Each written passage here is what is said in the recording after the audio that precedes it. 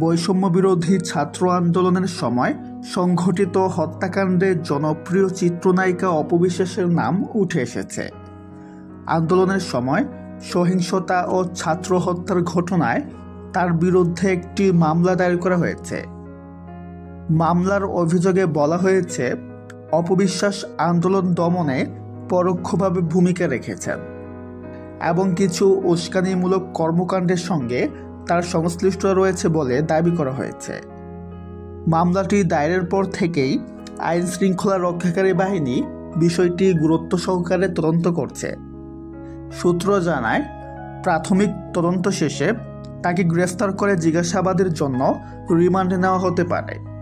তদন্ত কর্মকর্তারা বলছেন, প্রয়োজনে অপবিশ্বাস সহ আরও কয়েকজনকে আইনের আওতায় আনা হবে। এই মামলায় নুসরাত ফারিয়া, আসনা হাবিব, ভাবনা সহ মোট 17 জন সাংস্কৃতিক ব্যক্তিত্বের নাম রয়েছে, যাদের বিরুদ্ধে ছাত্র হত্যা ও সহিংসতা উস্কে দেওয়ার অভিযোগ আনা হয়েছে। সামাজিক যোগাযোগ মাধ্যমে বিষয়টি ঘিরে শুরু হয়েছে ব্যাপক আলোচনা ও বিতর্ক।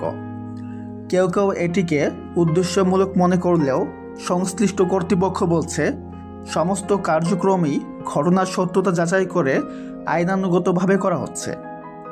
তো ভিউয়ার্স, এই বিষয়ে আপনার কি মতামত কমেন্টে জানাতে পারেন। সবাই ভালো থাকবেন, ধন্যবাদ।